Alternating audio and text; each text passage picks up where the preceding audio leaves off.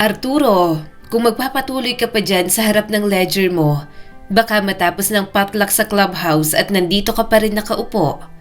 Kaya kung ako sa'yo, isasara ko ng notebook na yan at sasama na lang ako sa anak natin. Saad ng kanyang asawa na si Narisa. Hindi na muna agad sumagot si Arturo Villanueva. Nakaupo siya sa maliit na mesa sa loob ng opisina ng hardware store niya. Hawak niya ang ballpen at nakatitig sa isang pahina ng ledger na kanina pa niya sinusubukang tapusin.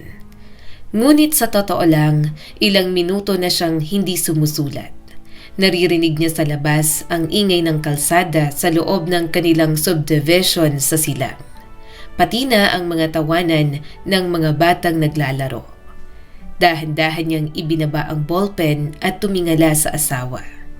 Narisa, kung tutusin ay gusto ko talagang tapusin ang mga to. May delivery pa bukas ng semento at gusto kong maayos na ang lahat bago maglunes. Pero sa totoo lang, kanina pa ako walang naiintindihan sa mga numero dito sa ledger. Napatingin si Arturo sa labas at napangiti. Paulit-ulit kong naririnig ang tawa ni Ella sa labas. Nahihikayat tuloy ako. Napangiti si Narisa habang nakasandal sa pintuan ng opisina. Hawak nito ang isang bag na may lamang mga plastic plates at kutsara para sa potluck. Hinaplos ni Narisa ang kanyang balikat nang makalapit sa kanya. Arturo, kahit gaano ka pa kasipag at kaseryoso sa trabaho mo, hindi mo talaga kayang magpanggap na hindi ka apektado kapag naririnig mo ang anak mong tumatawa. Kitang-kita ko sa mukha mo ngayon na mas gusto mong lumabas at panoorin siya kaysa manatili dyan sa mesa mo. Kaya halika na. Saka nakakahiya sa mga kasama natin. Minsan na nga lang tayo magkaroon ng ganitong klaseng gathering. Napabuntong hininga si Arturo, ngunit may ngiti sa labi.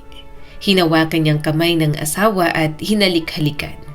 Tumawa si Narisa at ito na ang umabot sa kanyang mga labi. Kung tutusin, wala naman talagang napakahalagang dokumento dito. Sagot ni Arturo habang isinasara ang ledger.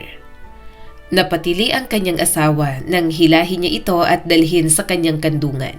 Arturo, isa! Ano ba? Mas lalo tayong magtatagal. Napangiti si Arturo habang bumubulong dito. Matagal ko nang naabot ang punto sa buhay ko na naayos ko at napalaki ko na tong hardware shop natin. May 4 na tayong branch sa mga karatig bayan. Mas lalong napangiti si Narisa. Naabot mo yan kasi sobrang sipag at dedicated mo, mahal. Humaplo siya sa bewang ng kanyang asawa. Ang gusto ko na lang talaga ay yung makita si Ella na lumalaki ng masaya at walang iniisip na problema. At humirit pa ng isang kapatid niya. Malakas na tumawa si Narisa nang pumasok sa laylayan ng dress nito ang kanyang kamay. Agad siya nitong inawat at tumayo. Arturo, sinasabi ko sa'yo, may pupuntahan tayo. Mamaya na yan. Ngumisi naman si Arturo. Mamaya? Napairap ito at tumawa ulit. Oo, mamaya. Matama niyang tinitigan ang kanyang asawa. Paulit-ulit na bumabalik sa kanyang isipan na ito ang babaeng kanyang pinakasalan. Ayaw niya itong masaktan. Ayaw niya itong makitang umiiyak. Lumabas ka na at samahan siya, sabi nito. Mamaya ay nasa clubhouse ng lahat ng kapitbahay natin at baka ikaw na lang ang wala ron. Kapag tinanong ni Ella kung nasa ng papa niya, sasabihin ko busy ka na naman sa trabaho. Napatawa si Arturo. Tumayo siya at iniunat ang likod. Mula sa pintuan ng shop ay sumilip siya sa kalsada. Sa gitna ng maliit na part ng subdivision ay tumatakbo si Ella. Hawak ang kamay ng kaibigan nitong si Sophie. Parehong may suot na makukulay na damit at parehong may hawak na maliliit na plastic whistle na kanina pang hinihipan ng mga ito. Papa! Sigaw agad ni Ella nang makita siya. Tumakbo ito papalapit sa shop habang hinihila si Sophie. Huminto ang 2 bata sa harap niya at hingal na hingal. Ngumiti ang kanyang anak sa kanya. Papa, pupunta na kami sa clubhouse kasi sabi ni Tita Cara, nandun na daw ang spaghetti at ang fried chicken. Ang sabi rin po ni Sophie, may dala raw silang cake. Kaya gusto po naming mauna para makita kung anong itsura. Baka chocolate at favorite ko po yun, Papa. Napangiti si Arturo habang pinagmamasdan ng anak. Kung ganun palang plano nyo, mukhang wala na akong choice kundi sumunod sa inyo mamaya. Alam ko naman kapag may cake na usapan ay siguradong hindi kayo mapipigilan ni Sophie na ubusin yun. Sumabat si Sophie. Tito Arturo, hindi naman po yun totoo. Sabi po ni Mama, kailangan naming hintayin ng lahat bago kumain. Pero kayo daw po ang magdadala ng barbecue, kaya hihingi na po kami agad ni Ella ha? Napatawa si Arturo sa sinabi ng bata. Nawawala talaga ang pagod niya kapag kinakausap ang mga bata. Dapat talagang dagdagan nila ni Nerissa ang anak nila. Parang mas lalong magiging masaya kapag nadagdagan si Ella. Isa pa, sabik sa kapatid ang kanilang anak dahil ang anak ni Victor na si Sophie ay may dalawa ng kapatid. Lumabas si Nerissa mula sa loob ng shop at tinawag ang dalawang bata. Ella, Sophie, kung gusto niyong talagang mauna sa clubhouse, pwede na kayong lumakad doon. Malapit lang naman at safe dito sa subdivision. Pero huwag kayong lalayo sa playground at huwag kayong lalabas sa gate ng subdivision, ha? Alam niyo namang marami pa ring dumadaang sasakyan sa kalsada sa labas. Sophie, nandun ang mga kapatid mo at ang mama mo. Ikaw na lang ang naiwan dito. Kayo talaga. Napatingin si Arturo sa mga batang masayang naglalakad. Tinanaw niya ang mga ito hanggang sa makarating sa malapit na clubhouse. Sa isip niya, napakasimple ng eksenang yon. Tahimik ang kanilang buhay, payapa at ligtas. Isa siyang malaking hangal kung masisira niya lang ang pamilya at buhay na mayroon siya. Lumapit si Nerissa sa tabi niya. Minsan, naiisip ko, napakaswerte natin sa buhay na meron tayo. Yung ganitong araw na parang walang problema, walang iniisip na utang o sakit o gulo sa pamilya. Tipid na napangiti si Arturo at hinawakan ang kamay ng kanyang asawa. Nerissa, kung may isang bagay akong ipinagpapasalamat araw-araw, yun ay ang makita kayong dalawa na masaya. Kahit gaano pa kalaki ang marating ko o kahit gaano pa karami ang kinikita natin buwan-buwan, wala yun kung hindi rin natin nararanasan ang ganitong klaseng katahimikan sa buhay. Tumango si Nerissa at hinawakan ang braso niya. Naglakad na sila papunta sa clubhouse at sumunod sa mga bata. Nang makarating, nakita niyang naglalaro na sa playground ang mga anak nila ni Victor kasama ang ibang bata. Pero kahit ganon, hindi mapaghiwalay ang dalawa. Palaging magkasama sina Ella at Sophie. Bahagyang nagsimula na ang kanilang gathering. Puro sila kwentuhan, pero mayat maya ay napapalingon siya sa playground at ang asawa niya. Tinitingnan saglit kung ano nang nangyayari sa mga bata. Teka lang, nasa na si Ella? Mahinang usal ni Arturo nang hindi makita ang mga ito kasama ang ibang mga bata. Nakatayo siya sa gilid ng playground ng kanilang subdivision sa silang.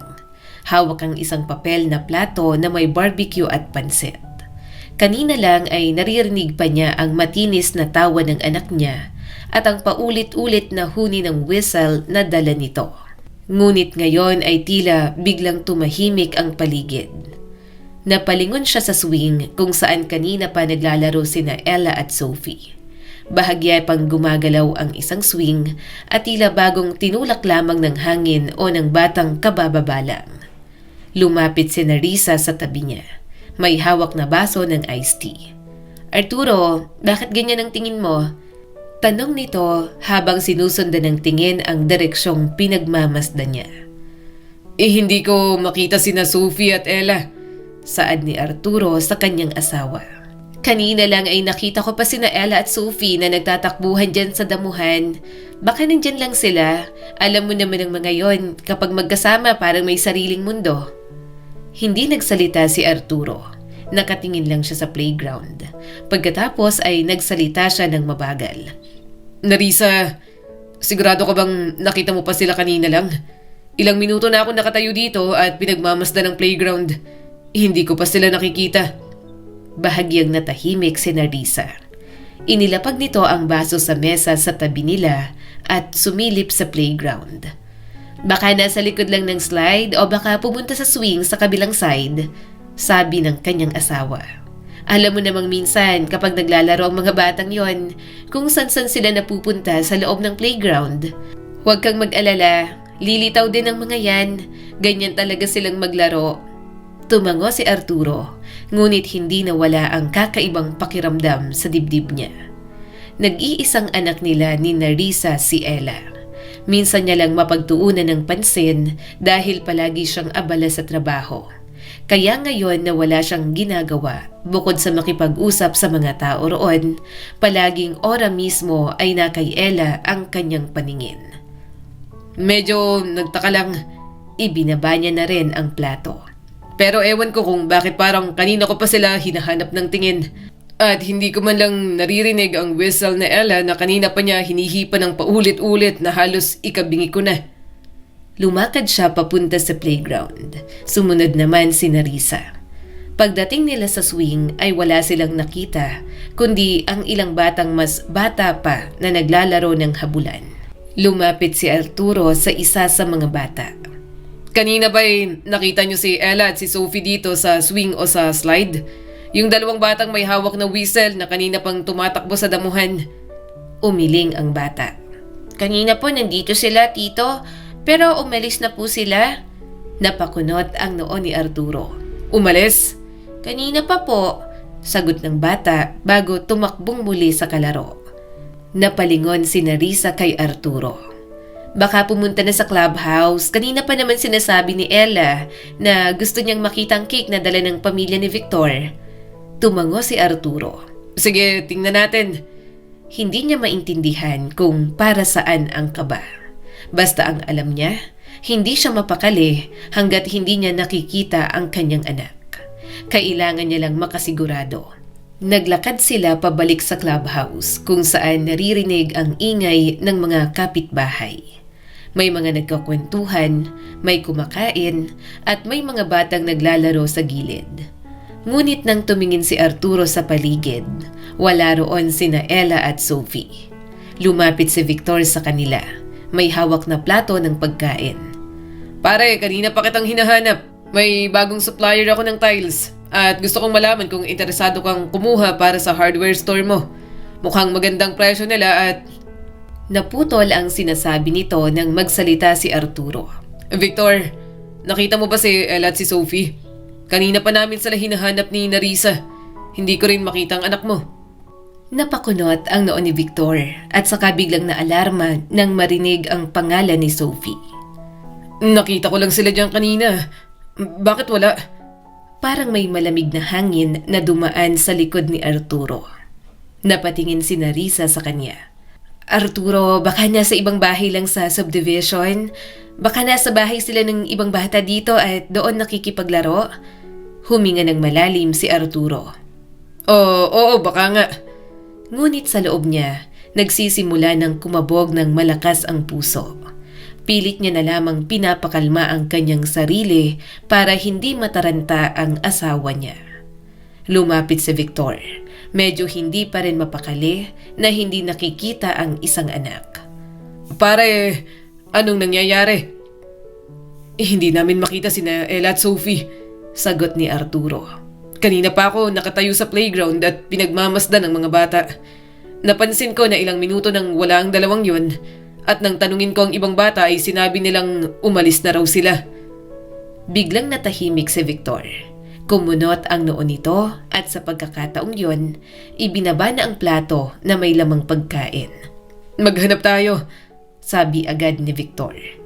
Maya-maya ay kumalat na ang balita sa buong clubhouse. Ang mga kapitbahay ay nagsimulang magtanong sa kanila. Nasaan ang mga bata? Kailan huling nakita? Baka nasa kabilang street lang. Safe dito sa subdivision natin. Imposibleng may mawalang mga bata. Yon ang mga narinig nila. Pero lahat sila, kanya-kanyang hanap kina Ella at Sophie.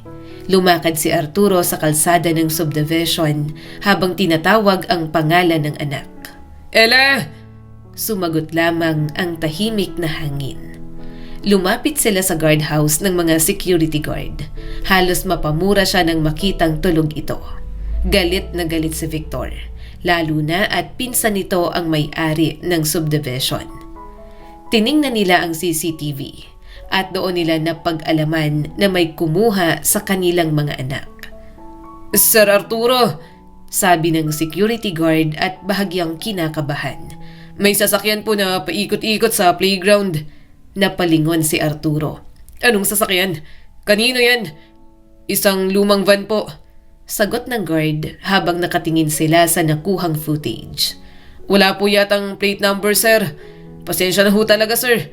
Uminom po ako ng gamot, nakatulog po ako at hindi ko ho napansin. Subalit wala na siyang pakialam roon. Nanlamig ang katawan ni Arturo. Malinaw na nawawala ang mga anak nila ni Victor. May kumuha na hindi nila kilala. Anong oras yan? Tanong ni Arturo habang nanlalaki na ang mga mata. Mga bandang hapon ho, siguro mga 30 minutes bago magsimula ang potluck sa clubhouse. Napatingin si Victor kay Arturo. Para ibig mong sabihin, Hindi natapos ang sinabi nito. Dahil sa sandaling yon, naramdaman ni Arturo ang takot para sa mga nawawala nilang anak. Napatingin siya sa asawa na naluluha na. Diyos ko, si Ella. Arturo, nasaan siya? Nasaan ang... Mahigpit niyang niyakap ang kanyang asawa. Nakita niyang niyakap din ni Victor ang asawang natataranta. Wala silang ideya at wala silang alam kung saan dinala ang kanilang mga anak. Nang mapakalma ang mga misis nila, tumawag na sila ng mga pulis. Maging ang kanilang mga kasama sa clubhouse, hindi na rin mapakali sa mga nawawalang bata. Pinakuha na sa mga kasambahay ang mga anak. Takot na baka ang mga anak naman ng mga ito ang mawala. Lumapit sa asawa niya ang president ng Homeowners Association. I'm sorry. Alam ko talaga na safe dito sa ating subdivision. Hindi namin inaasahan na nakatulog ang duty na guard sa guardhouse. May nakapasok na outsider. Galit na galit ang asawa ko sa kanila. Napatingin si Arturo sa labas nang dumating na ang kotse ng mga pulis. Agad siyang sumalubong maging si Victor. Sir, kayo po ba si Arturo Villanueva? Napatingin si Arturo sa lalaking lumapit sa kanya habang hawak ang maliit na notebook. May suot na uniform ng Philippine National Police. Oo, ako nga. Sagot ni Arturo. Ako ang ama ni Ella Villanueva. Siya naman ang ama ni Sophie. At kanina pa kami naghahanap sa buong subdivision. Pero hanggang ngayon, wala pa rin kaming nakikitang bakas ng anak ko at ng kaibigan niyang si Sophie na anak naman ni Victor. Hanggang sa nakita namin sa CCTV na may van na kumuha sa kanila. Kuha yun sa guardhouse. Tumango ang pulis at nagsulat sa notebook. Sir, kami po ang unang rumesponde mula sa istasyon nang makatanggap kami ng tawag tungkol sa 2 batang nawawala sa subdivision na ito. Kailan ang eksaktong oras kung kailan nyo huling nakita ang anak ninyo? Huminga ng malalim si Arturo.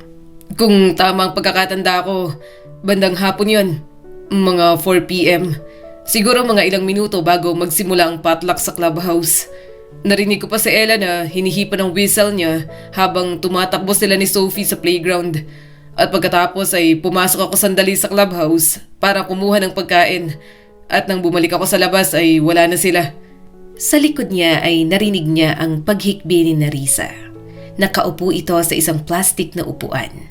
Hawak ng kanyang asawa ang mukha habang nanginginig ang balikat sa kakaiyak. Lumapit si Arturo at lumuhod sa harap niya. Narisa, pakiusap lang. Subukan mong huminga ng malalim. Nandito ng mga pulis at ginagawa nilang lahat para mahanap sina Ella at Sophie. Alam kong mahirap to para sa atin, pero kailangan nating manatiling malinaw ang isip para maalala natin ang lahat ng maaaring makatulong sa paghahanap sa kanila. Umiling si Narisa habang patuloy ang pag-iyak. Arturo, hindi ko maintindihan kung paano sila biglang nawala. Kanina lang, naririnig ko pang tawa ni Ella sa playground at nakita ko pa siyang tumatakbo kasama si Sophie. Pagkatapos ngayon wala na sila at hindi ko alam kung nasaan ang anak natin. Hinawakan ni Arturo ang kamay ng asawa. Makikita natin siya. Kilala mo si Ella, matapang yun at matalino. At kung nasan man siya ngayon ay sigurado kung ginagawa niya ang lahat para manatiling ligtas hanggang mahanap natin siya. Lumapit si Victor. Halatang balisa ang mukha. Pare, hindi ko alam kung anong iisipin ko. Pinipilit lang kumalma ng asawa ko para sa iba naming anak. Pero pareho na kaming nag-aalala para kay Sophie. Hindi ko alam kung sinong pwedeng kumuha sa anak namin. Natahimik si Arturo. Kahit siya walang ideya sa maaring kumuha ng kanilang mga anak. Sa dami ng mga bata roon, mga anak pa nila ang nawala. Hindi niya naman hinihiling na mawala ang mga ibang bata. Pero bakit sa kanila ni Victor ang kinuha? Sumunod ang asawa ni Victor na si Cara. Victor, hindi ako mapakali. Naisip ko kung nasa ng anak natin ngayon at kung may kasama ba siyang mabuting tao o kung may nangyaring masama sa kanya. Si Sophie, hindi siya pwedeng mawala sa atin. Napatingin si Arturo sa mga kaibigan nila ni Narisa. Sa sandaling yon ay pareho silang apat na magulang na nakatayo sa gitna ng isang bangungot na hindi nila maintindihan kung paano nagsimula. Lumapit muli ang pulis. Sir, nagpapakalat na po kami ng mga tauhan sa paligid ng subdivision at tinitingnan na rin po namin ang mga kalsada palabas ng area. May nagsabi sa amin na may isang lumang van na nakita malapit sa playground kanina. Nanlamig muli ang dibdib ni Arturo. May nakita ring ganoong van ang guard namin dun sa footage. Ilang beses daw umikot sa street malapit sa playground bago tuluyang umalis papunta sa main road. Hindi nahagip ng kamera na naipasok doon sina Sophie at Ella. At hindi ko alam kung nagkataon lang yon o kung may kinalaman yon sa pagkawala ng mga bata. Tumango ang pulis. Kasama na po yon sa tinitingnan namin ngayon. Kung may sasakyang umikot sa area sa parehong oras na nawawala ang mga bata, ay hindi namin maaaring ipagwalang bahala yon. Habang nagsasalita ang mga ito, ay may ilan pang pulis na dumating. May dalang flashlight ang iba at nagsimulang maghanap sa paligid ng subdivision, sa mga bakanteng lote, sa likod ng mga bahay, pati sa maliliit na parke sa gitna ng village. Pinagmamasdan ni Arturo ang lahat habang nakatayo sa gilid ng kalsada. Pakiramdam niya ay parang napakabagal ng oras. Lumapit muli si Victor. Arturo, hindi ko alam kung anong gagawin ko ngayon. Iniisip ko kung anong nararamdaman mo. Nag-iisa mong anak sa Ella. May mga kapatid si Sophie pero anak pa rin namin siya kaya sobra kaming nag-aalala. Pakiramdam ko kasalanan ko. Nangungulit sa tabi ko ang dalawang batang yon kanina. Pinaalis ko sa tabi ko kasi naghaharutan sila. Baka masubsob sila sa grill kaya kung alam ko lang na ganito. Umiling si Arturo. Victor, huwag mong sisihin ang sarili mo. Walang magulang ang mag-aakala na may masamang mangyayari sa loob ng subdivision na ito. Kilala natin ang lahat ng kapitbahay dito at halos araw-araw ay naglalaro ang mga bata sa playground na yon nang wala namang problema. Panatag silang lahat. Ilang taon na silang nakatira sa subdivision na yon. Hinahayaan lang nila ang mga bata na pumunta kung saan-saan sa loob. Kaya ang mawala sina Sophie at Ella sa mismong loob, isang bagay na hindi nila inaasahan. Tumingin si Arturo sa madilim na kalsada ng silang kung saan unti-unting dumarami ang mga pulis at kapitbahay na tumutulong sa paghahanap. Iniisip niya kung nasaan ngayon si Ella, kung umiiyak ba ito, kung natatakot ba ito. Huminga siya ng malalim. Pilit muling pinapakalma ang kanyang sarili. Kinabukasan, may nahanap na agad na lead. Kaya dali-dali silang pumunta ng presinto. Halos wala pa silang pahingang mag-asawa. Pinilit nilang matulog pero sobrang babaw lang. Mas nangingibabaw pa rin ang pag-aalala. Sigurado ba kayong siya na ang driver ng van? Tanong ni Arturo. Nakatayo siya sa loob ng maliit na opisina ng investigador sa istasyon ng Philippine National Police sa bayan ng Silang. Kanina pa siyang nakatayo roon kasama sina Narisa, Victor at Cara. Samantala, sa kabilang mesa ay nakaupo ang lalaking sinasabi ng mga pulis na nahuli daw ng mga ito na nagmamaneho ng lumang van na nakita malapit sa playground ng kanilang subdivision. Isang payat na lalaki ang nakaupo roon, magulong buhok at halatang hindi komportable sa dami ng matang nakatingin rito. Nakayuko, hawak-hawak ang mga daliri na parang batang nahuling may kasalanan. Opo sir, Sagot ng pulis na nag-iimbestiga habang tinitingnan ng papeles sa mesa. At ang lalaking ito po ang nagmamaneho nang mahuli namin ng van sa checkpoint. Dinala namin siya rito para maimbestigahan kung may alam siya sa pagkawala ng 2 bata. Pakiramdam ni Arturo ay kumulo ang dugo niya habang pinagmamasdan ang lalaki. Ito ba ang taong maaaring may kinalaman sa pagkawala ni Ella? Isang ordinaryong lalaki lang ang nakaupo roon at tila walang direksyon ang tingin. Ngunit sa mata ni Arturo, parang gusto niyang sugurin ito at pilitin itong magsalita. Lumapit ang investigador sa lalaking nakaupo. Anong pangalan mo? Nagkakamot ng ulo ang lalaki bago sumagot. Benji po. Muling nagsalita ang investigador. Benji, mas mabuting magsabi ka na ngayon ng totoo dahil 2 bata ang nawawala. At bawat minuto na lumilipas ay maaring naglalagay sa mga bata sa panganib. Napatingin si Benji kay Arturo. Ngunit ang sagot nito ay tila walang laman. Hindi ko po alam. Napakuyom ang kamao ni Arturo. Anong ibig mong sabihin na hindi mo alam? Ikaw ang nagmamaneho ng van na nakita sa lugar kung saan biglang nawala ang 2 bata. At sasabihin mo sa amin na wala kang alam? Arturo, mahinang sabi ni Narisa habang hinahawakan ng braso niya. Pakiusap lang, hayaan mong ang mga pulis ang magtanong. Hindi natin makukuha ang sagot kung magagalit ka agad sa kanya. Ngunit hindi agad umatras si Arturo. Sa kabilang gilid ng silid ay naroon si Victor. Nakatayo rin at tila nanginginig sa galit habang nakatitig kay Benji. Puno ng puot ang boses ni Victor. Kung totoo na may kinalaman ng lalaking yan sa pagkawala ni na Sophie at Ella, hindi ko alam kung paano ko pipigilan ang sarili ko na hindi siya sugurin ngayon din. Narinig yon ng pulis. Sir, naiintindihan namin ang galit ninyo. 2 bata ang nawawala. Pero kailangan po nating sundin ang proseso ng investigasyon. Kung magulo ang interrogation ay mas lalo lamang tayong mawawala ng pagkakataon na makuha ang impormasyon na kailangan natin. Mukhang may kakulangan sa pag-iisip si Benji. Kakulangan pero nagawang kunin ng mga anak namin. Bulalas ni Victor. Huminga ng malalim si Arturo. Pilit niyang pinakalma ang sarili. Hinahawakan na rin ni Kara ang sarili nitong asawa. Pagkatapos ay muling nagsalita ang pulis kay Benji. Benji, may nagsabi na ang van na minamaneho mo ay ilang beses na umikot malapit sa playground ng subdivision sa Silang kahapon. At sa parehong oras ay nawala ang 2 batang naglalaro doon. Kaya gusto naming malaman kung bakit ka naroon. Nagkamot muli ng ulo si Benji. Hindi ko po alam. Napapikit si Arturo sa galit. Hindi mo alam? Pinahiram lang po sa akin ng van, sabi ni Benji. Sinabi po sa akin na magmaneho ako sa may subdivision at maghintay sa kanto. Biglang napatingin ang lahat dito. Maghintay? Ulit ng pulis. Opo, sagot ni Benji. Kanino ka naghihintay? Natigilan ang lalaki. Hindi ko po alam ang pangalan. Parang gusto nang sumabog ni Arturo. Anong ibig mong sabihin na hindi mo alam ang pangalan?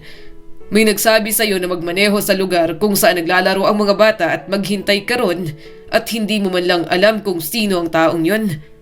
Umiling si Benji. Hindi ko po kilala. Napaisip si Arturo. Maraming hindi nakita sa footage. Hindi nila alam na sira ang ibang CCTV camera sa village. Ang tanging kahina-hinala lang ay yung van na pumasok sa subdivision. Napahawak si Victor sa ulo. 2 batang nawawala at ang tanging taong nahuli na may kinalaman sa sasakyan na nakita sa lugar ay hindi man lang makapagbigay ng malinaw na sagot kung sino ang nag-utos sa kanya.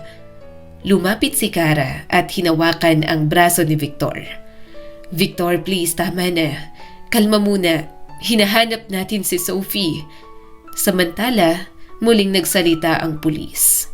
Benji, kung hindi mo alam ang pangalan ng taong nag-utos sa'yo, ano ang itsura niya at saan mo siya nakilala? Matagal bago sumagot ang lalaki. Sa palengke po yata. Sa bayan po ng Silang. Sabi, kunin daw. Napatingin si Arturo sa pulis. Kung may nag-utos, ibig sabihin, pinagplanuhan. Target ang mga anak namin. Pero sino? Wala kaming kaaway, officer. Ganoon din ang sinabi ni Victor. Walang nakaaway ang mga ito, walang may motibo. Si Narisa pilit inaalala kung may nakaaway, pero wala talaga. Napahawak si Arturo sa ulo niya. Sa sandaling yon ay parang gusto niyang sumigaw sa sobrang frustration. Lumapit si Narisa sa kanya at hinawakan ang kanyang kamay. Arturo, alam kong galit ka at gusto mong makuha agad ang sagot kung nasaan si Ella.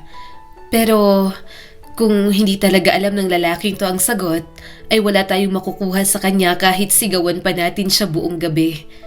Napatingin si Arturo sa asawa niya. Sa mata nito ay malinaw ang takot at pagod. Pero pinipilit pa rin itong maging mahinahon para sa kanya. Sa kabilang gilid ay ganoon din sina Victor at Cara. 4 silang magulang na naghihintay ng sagot na tila ayaw ibigay ng mundo. Sir Arturo, kailangan po nating ipaliwanag ang sitwasyon. Yon ang unang sinabi ng pulis nang papasukin sila ni Arturo sa maliit na opisina sa loob ng istasyon. 2 araw na ang lumipas mula nang mawala sina Ella at Sophie. Ngunit para kay Arturo ay parang isang napakahabang gabi lamang yon na hindi pa rin natatapos. Hindi na siya halos nakatulog. Halos hindi na rin siya umuwi sa bahay. Nakatayo siya ngayon sa harap ng mesa ng investigador habang nasa likod niya sina Narisa, Victor at Cara. Lahat sila ay mukhang pagod. Mapupungay ang mga mata. Maputla ang mukha at tila naghihintay ng kahit anong magandang balita. Ngunit sa tono pa lamang ng pulis ay parang may masamang darating. Napabuntong hininga ang pulis. Sir, tungkol po ito kay Benji. Sa sandaling yon ay parang sumikip ang dibdib ni Arturo. Anong tungkol sa kanya? Nagkatinginan ang 2 pulis sa loob ng silid bago nagsalita ang investigador. Sir Arturo, sa loob ng 2 araw na interrogation, paulit-ulit naming tinanong si Benji tungkol sa van at sa taong nag-utos sa kanya na pumunta sa subdivision. Pero sa ngayon ay wala pa po kaming matibay na ebidensya na magpapatunay na may kinalaman siya sa pagkawala ng 2 bata. Nanlaki ang mata ni Arturo. Anong ibig mong sabihin na wala kayong ebidensya? Siya ang nagmamaneho ng van na nakita sa lugar kung saan nawala sina Ella at Sophie. At ngayon sasabihin niyo sa amin na wala kayong sapat na dahilan para panagutin siya. Lumapit si Victor sa tabi niya at puno na rin ng puot ang mga mata. Officer, 2 batang nawawala. At ang tanging tao na nahuli niyo na may kinalaman sa sasakyan na nakita sa lugar, bigla niyong sasabihin na wala kayong ebidensya laban sa kanya. Ano ba talagang ginagawa ninyo? Tahimik ang pulis sa loob ng ilang segundo bago ito sumagot.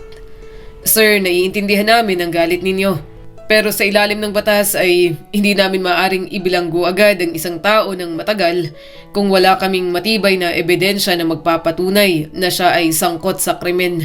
At sa ngayon nga ay ang tanging napatunayan lamang namin ay nagmamaneho siya ng van sa lugar na yon.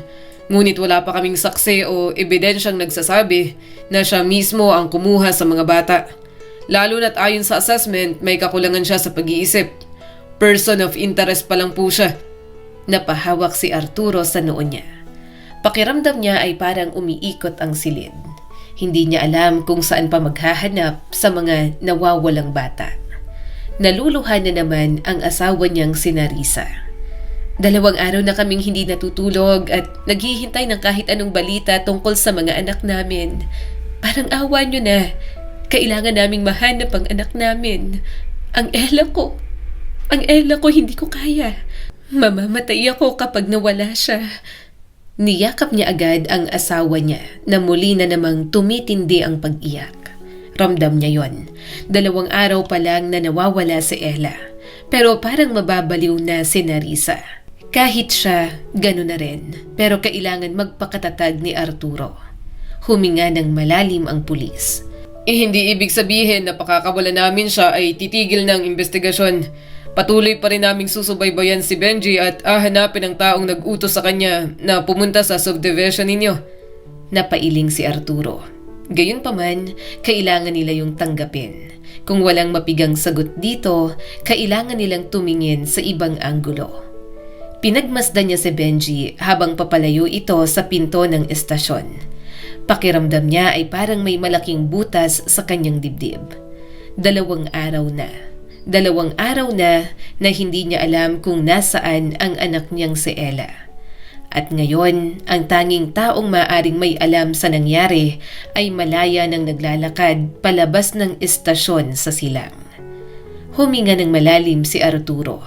Pakiramdam ko na parang walang ginagawa ang mundo para tulungan tayong mahanap ang mga anak natin. Sa tabi niya ay tahimik lamang na tumango si Victor. Maya-maya ay umuwi na muna sila sa kanya-kanyang mga bahay. Wala silang ibang magagawa kundi maghintay ulit. Na-post na ang pagkawala ng kanilang mga anak at nagbigay na rin ng ransom.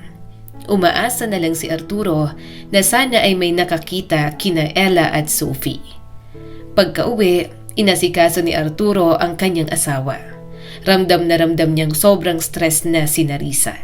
Sinabayan niya itong kumain at maligo. Nang matapos, nahiga sila sa kama. Nagkatinginan silang dalawa.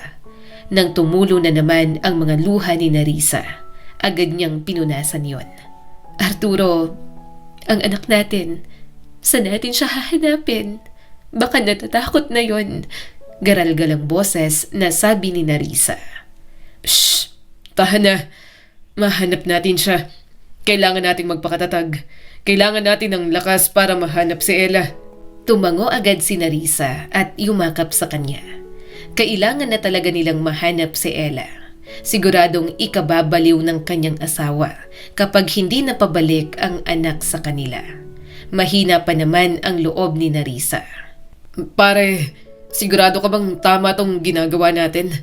Tanong ni Arturo habang nakaupo sa loob ng sasakyan ni Victor.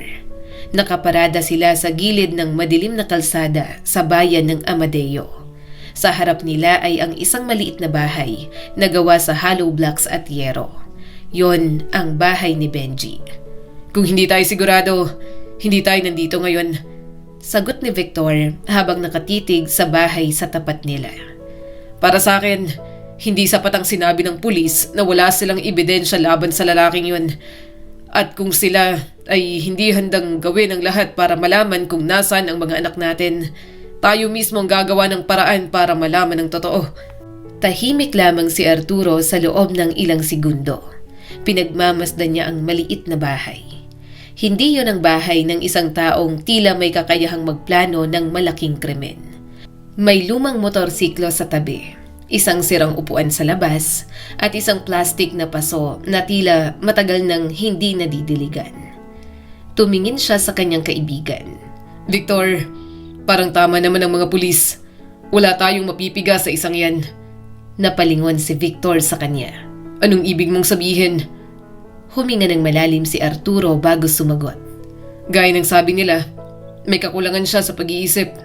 Maaring nautusan siya pero hindi niya rin alam ang ginagawa niya. Galit siya at aligaga sa lahat ng mga nangyayari. Subalit pinipilit ni Arturo na mag-isipan ng mas matuwid at mas kalmado. Mauubos lang sila na ibuhos ang galit. Baka mas lalong hindi nila makita ang mga bata.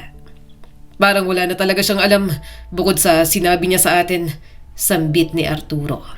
Napakunot ang noo ni Victor. Pare, huwag mong sabihin sa akin na nagsisimula ka ng maawa sa lalaking yan. May kinalaman pa rin siya sa pagkawala ni na Ella at Sophie. Kahit parang hindi niya alam ang ginagawa niya ng araw na yon, sangkot pa rin siya. May alam yan. Hindi ako naniniwalang wala. Napabuntong hininga na lang si Arturo. Pareho silang desperado. Subalit may tiwala siya sa mga pulis. Alam niyang mahahanap ang mga bata. Nananalig siya na sana ay ligtas ang mga ito. Kalaunan ay umuwi na lang sila. Pagka-uwi ng bahay, nakita niya na namang malungkot ang kanyang asawa. Tinitingnan nito ang mga larawan at videos ni Ella. Baka sa mukha ni Narisa na miss na nito ang bata. Tumingala sa kanya si Narisa. May balita na ba? Marahang umiling si Arturo. Naghihintay pa lang din kami ng mga update sa mga pulis. Wala pa rin? Naluluha na naman ang kanyang asawa. Ilang araw nang wala sa atin si Ella. Baka sobrang takot na siya. Baka hinahanap na tayo. Arturo, hindi siya sanay na wala tayo sa tabi niya. Umupo si Arturo at niyakap si Narisa. Ganon din ang kanyang nararamdaman. Hindi niya lang isinasatinig. Nag-iisip ako kung may nakaaway ba tayo na pwedeng gumawa nito. Pero wala akong maisip kung sinong pwedeng kumuha sa anak natin. Saad ng asawa niya. Ikaw, wala ka bang nakaaway, Arturo? Saglit siyang natulala. Wala siyang maalalang nakaaway niya. Wala naman silang nakakasagutan. Kung meron man, maaalala agad yon ni Arturo. Umiling na lang siya. Wala, Narisa. Wala talaga. Hindi ko rin alam kung sino ang kumuha sa mga bata at kung ano ang intensyon niya. May bagong impormasyon po kaming nakuha. Sa tingin namin ay kailangan yung sumama sa amin ngayon din. Saad ng pulis nang mapadaan siya sa estasyon. Halos hindi na nagtanong pa si Arturo kung ano yon. Sa loob ng ilang araw na puro kabiguan at pagkalito ang nararamdaman niya, ang simpleng salitang may lead ay sapat na para kumapit siya sa kahit kaunting pag-asa. Nakatayo siya sa labas ng estasyon, kasama sina Victor at ang kanilang mga asawa, nang sabihin yon ng pulis. Huminga ng malalim ang pulis bago muling nagsalita. Sir, may nakapagsabi po sa amin na may isang matandang babae sa Amadeo na kilala sa lugar bilang si Aling Marta. At may ilang residente na nagsabi na may mga pagkakataon daw na may mga batang nakikitang pumasok sa bahay niya pero hindi na nakitang lumabas. Nanlamig ang sikmura ni Arturo. Aling Marta? Opo, sagot ng pulis. At ayon sa initial na impormasyon, ay kapatid daw siya ni Benji. Napatingin si Arturo kay Victor. Pareho silang natahimik.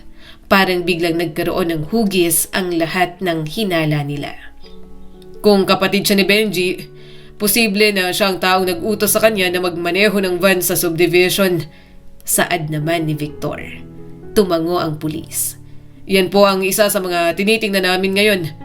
Hindi na nag-atubili pa si Arturo. Pupunta kami. Kung may kahit kaunting posibilidad na naroon ang mga anak namin, hindi kami mananatili dito habang may ginagawa kayong operasyon. Nagkatinginan ang mga pulis bago tumango. Sige po, pero kailangan yung manatili sa likod namin habang nandoon tayo. Hindi namin alam kung ano ang posibleng mangyari sa loob ng bahay. Hindi na sumagot si Arturo. Sa isip niya ay iisa lang ang tumatakbo. Mahahanap na nila si Ella. Tahimik ang biyahe papunta sa lumang bahagi ng Amadeo. Habang papalapit sila sa lugar, napansin ni Arturo na nagbabago ang paligid. Mula sa maayos na mga bahay at sementadong kalsada, naging makikitid na daan at mga lumang estruktura na tila matagal nang napabayaan. Arturo, mahinang sabi ni Narisa habang hawak ang kamay niya. Hindi ko alam kung anong makikita natin doon. Sana maayos lang si Ella. Baka hindi ko kayanin kung may nangyaring masama sa kanya. Hinawakan niya ang kamay nito. Kailangan natin kayanin. Kung naroon si Ella, wala tayong ibang pagpipilian kundi harapin kung ano man ang naghihintay sa atin. Pagdating nila sa bahay, agad na bumaba ang mga pulis. Isang lumang bahay iyon, kulay kupas ang pintura. May bitakang dingding at tila matagal nang hindi na alagaan. Dito na yon, sabi ng isang pulis. Lumapit si Arturo sa likod nila, kasama si Victor. Pare, hindi ko alam kung anong makikita natin. Pero sana nandyan si Sophie.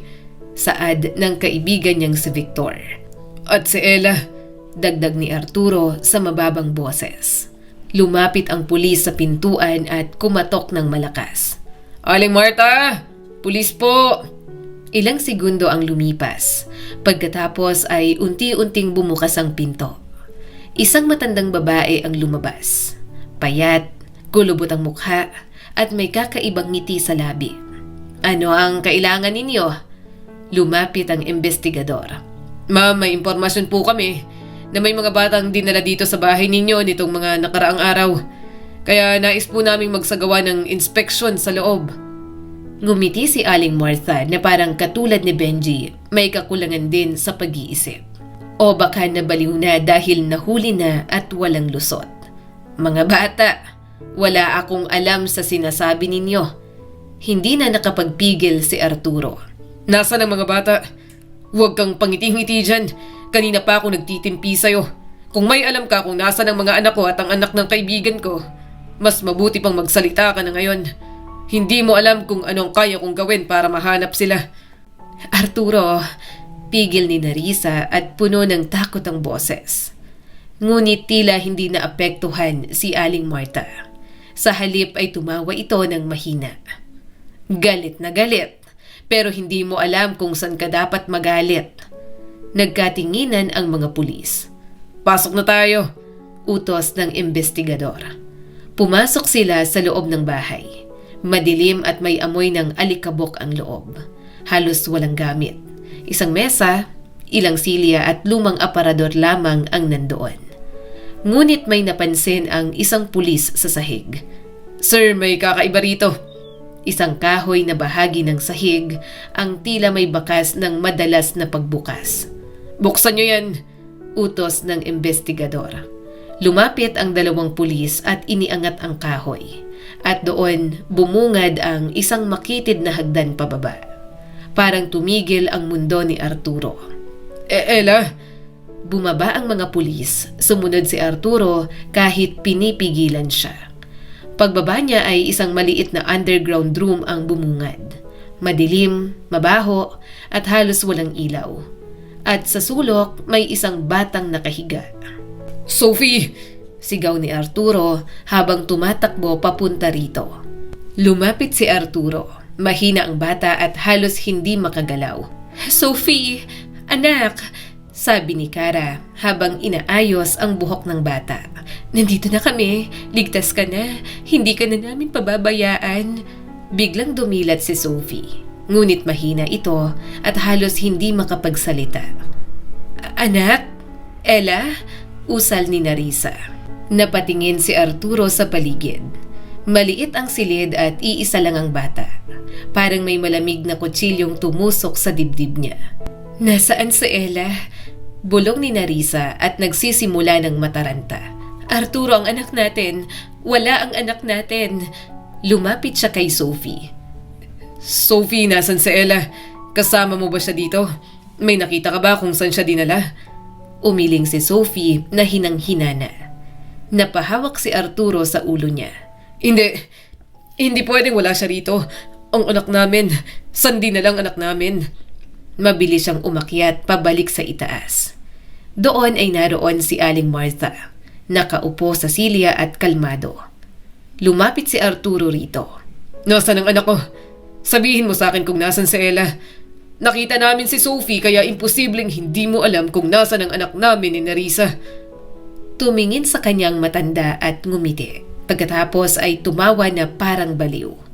Isang malamig, mabagal na tawa na tila walang kahit anong takot. Isa lang ang nakita nyo. Akala mo ba ganon kadali ang lahat? Si Ella naman talaga ang pakay namin. Nasama lang ang bubwit na yan. Saad pa ng matanda sa kanya. Napakuyom ang kamao ni Arturo. Anong sinasabi mo?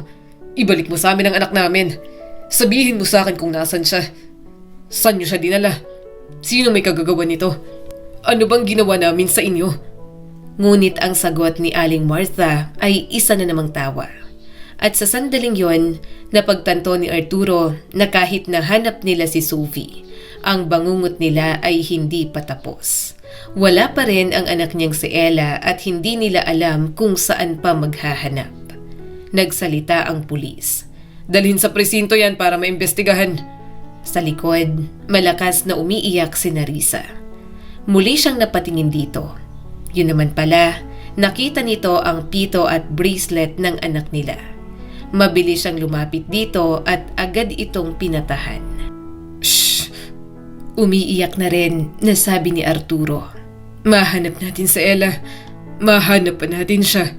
Mas lalong tumindi ang hikbi ni Narisa. Dinala rin dito si Ella. Dinala rin siya rito. Nasaan na siya? Nasaan ang anak natin? Baka ano nang ginawa sa kanya? Bigla na lang nahimatay ang kanyang asawa. Agad niya itong sinalo at binuhat. Inaasahan niya na yon. Ilang araw ng pagod ang kanyang asawa. Hindi makakain at hindi rin makatulog ng maayos. Nang araw na yon, sina Sophie at Narisa ang dinala sa ospital. Sinamahan na muna ni Arturo ang kanyang asawa. Namumutla ang mukha nito at halata na talaga ang pagod. Hinaplos ni Arturo ang buhok ni Narisa. Pangako ko na ibabalik ko ang anak natin. Gagawin ko ang lahat, mahanap lang siya. Kinabukasan, naisipan niyang dalawin si Sophie sa silid. Nakita niya roon ang mga magulang ng bata. Nang makita siya ni Victor, agad itong yumakap at lumapit. Arturo, patawarin mo ko. Sambit ng kanyang kaibigan. Napatingin si Arturo kay Victor. Sa loob ng ilang segundo ay wala siyang masabi.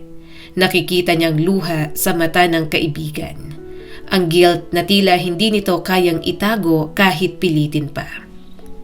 Para hindi ko alam kung paano haharapin ang sitwasyon na to.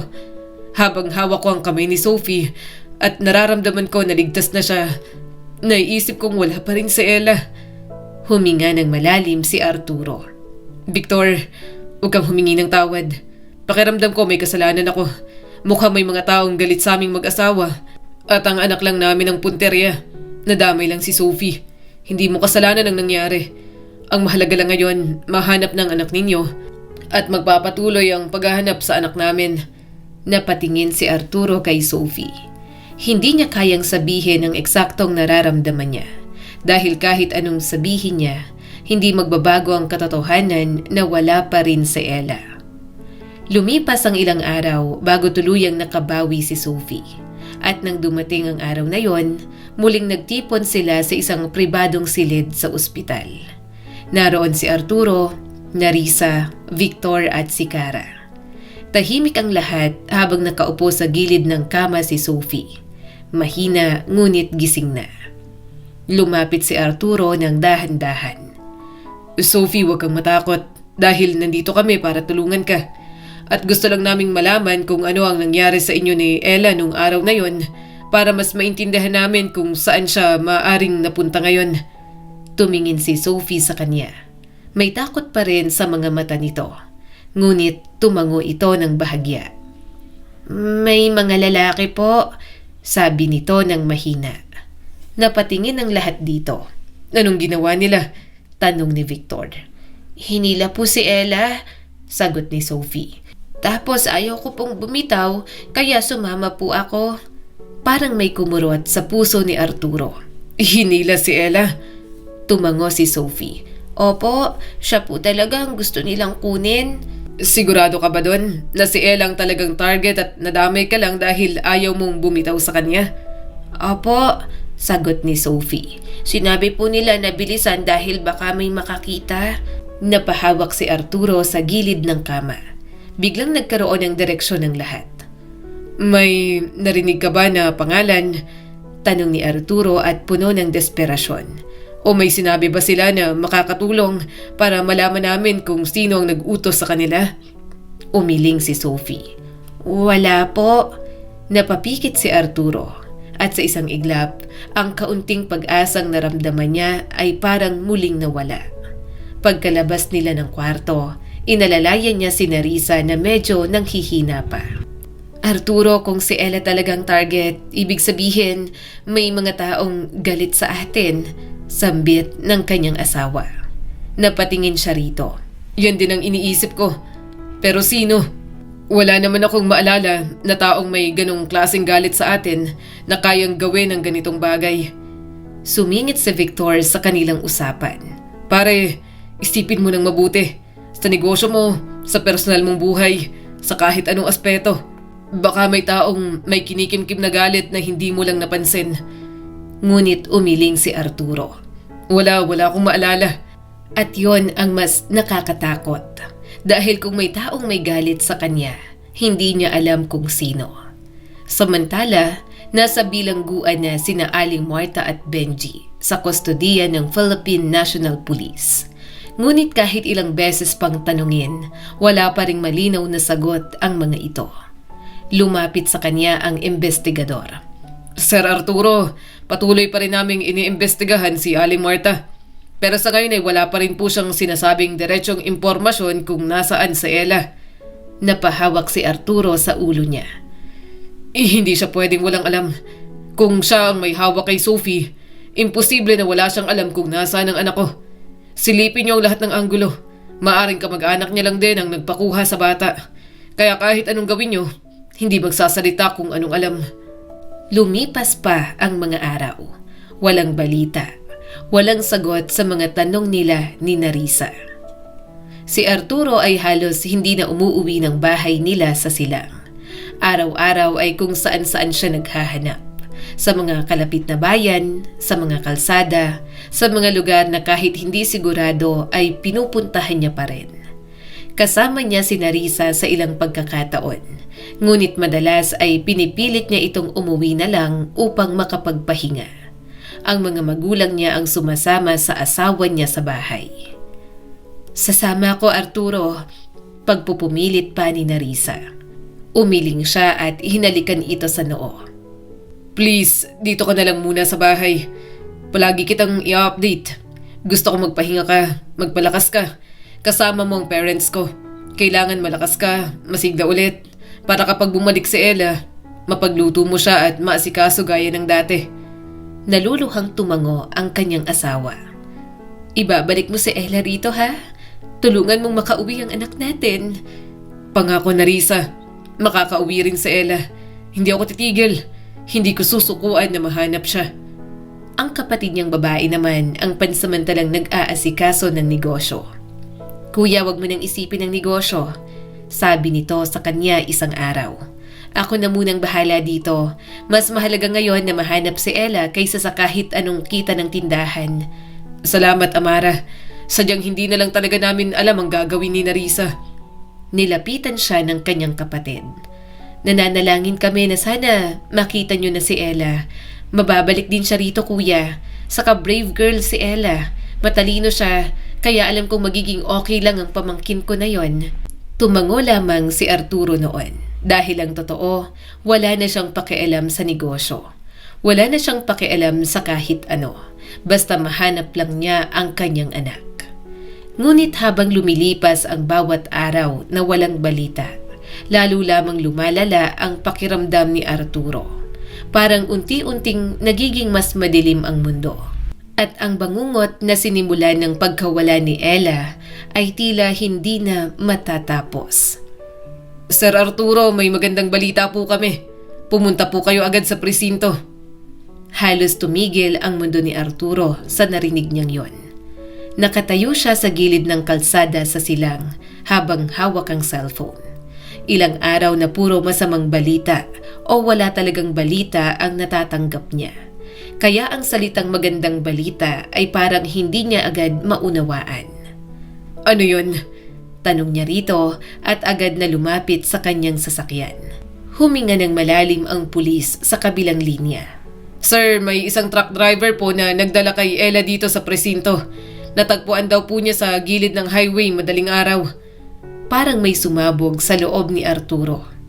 Ano? Sigurado ba kayo? Sigurado ba kayong sa Ella yan? Opo sir, mas mabuti pong pumunta kayo agad dito. Hindi na siya sumagot. Pinatay niya ang tawag at nagmamadaling pinaandar ang kanyang sasakyan. Hindi niya maalala kung paano siya nakarating sa presinto sa Silang. Puno ng kaba, pag-asa at takot na baka mali ang narinig niya. Pagpasok niya sa loob, agad siyang sinalubong ng isang pulis. Sir Arturo, nandito na po siya. Hindi na siya nagtanong pa. Halos tumakbo siya papasok sa loob ng opisina. At doon, sa sulok ng silid, nakita niya ang isang maliit na batang babae na nakaupo sa silya. Marumi ang damit, magulo ang buhok at nanginginig. Ella? Parang nawala ng lakas ang tuhod ni Arturo. Lumapit siya ng dahan-dahan. Parang natatakot na baka mawala ito kung bigla siyang gagalaw. Ella anak, si Papa to, nandito na ako. Unti-unting napatingin ang bata sa kanya. May bakas ng takot sa mata nito. Ngunit nang makilala siya, agad itong yumakap. "Papa!" Ni hindi na napigilan ni Arturo ang sarili. Yumakap siya ng mahigpit. Anak ko, nandito ka na, ligtas ka na. Hindi ka na mawawala ulit sa amin, pangako ko yan. Tahimik na tumayo si Arturo habang yakap-yakap ang anak niya. Pakiramdam niya ay parang muling bumalik ang mundo sa kanya. Dadalhin niya sa ospital si Ella. Kailangan ay matingnan ng bata. Sir, Sabi ng pulis. siya po ang nakakita sa anak ninyo. Lumapit si Arturo sa truck driver. Salamat. Hindi ko alam kung paano kita mapapasalamatan. Kung hindi dahil sa'yo, hindi ko alam kung nasaan ang anak ko ngayon. May pabuya kami. Kunin mo yon. Ikaw ang nakahanap sa anak namin. Umiling ang lalaki. Wala po yun, sir. Madaling araw po kasi habang nagmamaneho ako ng truck ng gulay, may napansin po akong batang naglalakad sa gilid ng highway. Nung una, akala ko ay baka may kasama lang yun. Pero nang mapansin kong mag-isa siya, mukhang pagod na pagod ay huminto ako para tanungin siya kung ayos lang ba siya. Tahimik na nakinig si Arturo habang hinahaplos ang likod ng kanyang anak na mahina pa ring humihikbi. Sabi niya po, humihingi siya ng tulong. Sagot ng driver. At hindi niya alam kung nasaan siya o kung paano siya makakauwi. Kaya isinakay ko siya sa truck at dinala ko agad dito sa presinto. Alam kong hindi normal na may batang naglalakad mag-isa sa ganong oras. Hindi naman din siya mukhang pulubi. Nang makarating po kami rito, saka ko lang din po nalaman na missing person pala siya. Napahawak si Arturo sa ulo ng kanyang anak. Salamat. Salamat talaga. Patuloy pa rin ang investigasyon kahit nahanap na si Ella. Pero sa ngayon, dinala muna siya sa ospital. Tiningnan ito at wala namang kahit anong sugat o pasa. Pero na-dehydrate kaya kailangan pa ring i-admit. "Talaga kuya? Nakita na si Ella?" Tanong ng kanyang kapatid. Tumango siya habang hawak ang cellphone sa tenga. Pumunta na kayo rito. Isama niyo si Narisa. Kaya naman, naghintay lang sila roon ni Ella. Sinimulan niya itong pakainin at napangiti siya habang ngumunguya ang anak. Sa wakas, nasa piling na ulit nila si Ella. Ilang minuto ang lumipas, dumating na ang kanyang pamilya. Nang makita ni Narisa si Ella, agad nitong sinugod ng yakap ang anak nila. "Ella, baby ko, nakauwi ka na. Anong ginawa nila sa'yo? Ha? Miss na kita anak. Hindi alam ang gagawin ni mama kapag nawala ka." Hinayaan na muna ni Arturo ang mag-ina. Naninikip ang dibdib niya sa pinaghalong lungkot at saya. Lungkot dahil isa na nga lang ang kanilang anak na iwala pa nila. Subalit may saya rin dahil ngayon natagpuan nila ito na ligtas at maayos na. Lumipas pa ang ilang oras, hindi na umalis si Narisa sa tabi ni Ella. Kahit mga magulang niya, nagdesisyon na magpalipas ng gabi. Namiss din naman kasi ng mga ito ang apo. Kinabukasan, dumating ang mga pulis. Gusto niya nang matapos ang lahat. Pero kailangan managot kung sino ang may gawa. Kailangan niyang mabigyan ang hustisya ang nangyari kay Ella. Para na rin yon sa kanilang kapanatagan at kaligtasan. Maya-maya ay lumapit si Arturo at umupo sa tabi ng kama. Anak, pwede mo bang sabihin sa akin kung ano ang nangyari sa'yo mula nung araw na yon? Para matulungan natin ang mga pulis na malaman kung sino ang gumawa nito sa'yo.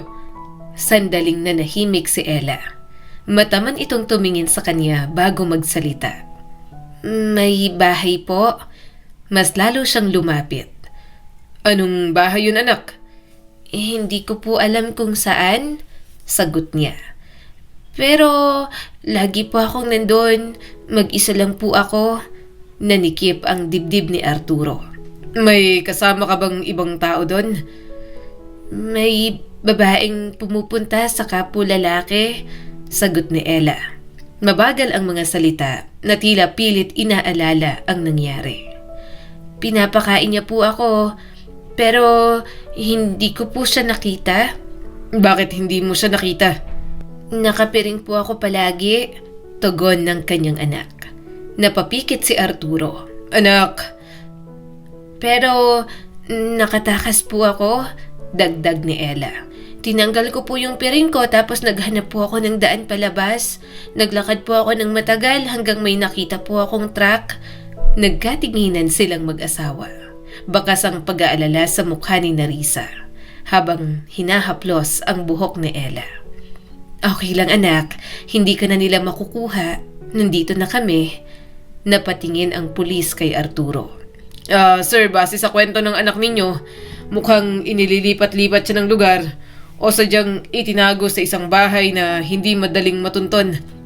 Tumango si Arturo at nagpatuloy sa pagtatanong. May narinig ka bang pangalan, anak?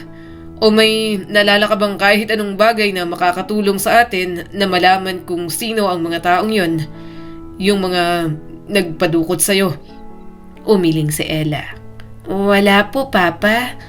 Napahawak si Arturo sa noo niya. Hindi pa rin nawawala ang kanyang pag-aalala. Baka mamaya ay minamanmanan sila dahil nakabalik na ang anak nila ni Narisa. Kailangan niyang siguraduhin ang kaligtasan ng pamilya niya. Tahimik ang tanghali sa bahay nila sa Silang. Ngunit sa loob ni Arturo ay hindi pa rin lubusang bumabalik ang katahimikan. Lumipas na ang ilang linggo mula nang matagpuan si Ella. Unti-unti nang bumabalik sa dating ayos ang kanilang buhay. Ngunit sa kabila ng lahat ng yon, may nananatiling bigat sa dibdib ni Arturo. Wala pa ring sagot. Nasa bilangguan pa rin sina Aling Martha at Benji sa kustodiya ng mga pulis. Ngunit hanggang ngayon, wala pa ring malinaw na impormasyon kung sino ang tunay na nasa likod ng pagdukot. Kaya naman, hindi na nila inaalis ang tingin kay Ella. Halos hindi na ito naiiwang mag-isa. Kahit sa loob ng bahay, tinatabi na nila ang bata sa pagtulog. Anak, sabi ni Arturo habang nakaupo sa sala. Dito ka na lang muna maglaro sa harap ni Papa, ha? Gusto pa kitang makita palagi at siguraduhin na ligtas ka. Apo, Papa, sagot ni Ella. Napatingin si Arturo kay Narisa na abala sa kusina. Katulad niya ay naging praning na rin ito. Siguro mawawala yon kapag napanatag na sila na ligtas talaga ang kanilang anak. Marami silang kaibigan doon, pero dahil sa mga nangyari, binabalak na lang din talaga nilang lumipat ng bahay at lugar. Hindi ko na kaya ulit na mawala siya, bulong ni Arturo sa kanyang asawa. Kahit isang segundo lang na hindi ko siya makita, parang may kumakabog agad sa dibdib ko na hindi ko maipaliwanag.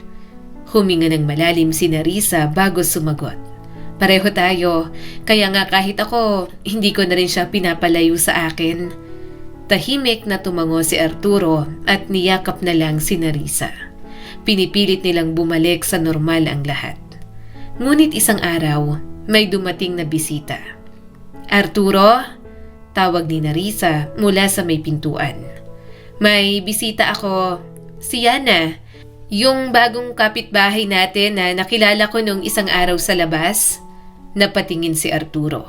At sa sandaling marinig niya ang pangalang yon, parang may malamig na tubig na ibinuhos sa kanya. Nang lumingon siya, nakita niya ito. Nandon ang mukha at ngiting ayaw niya nang makita.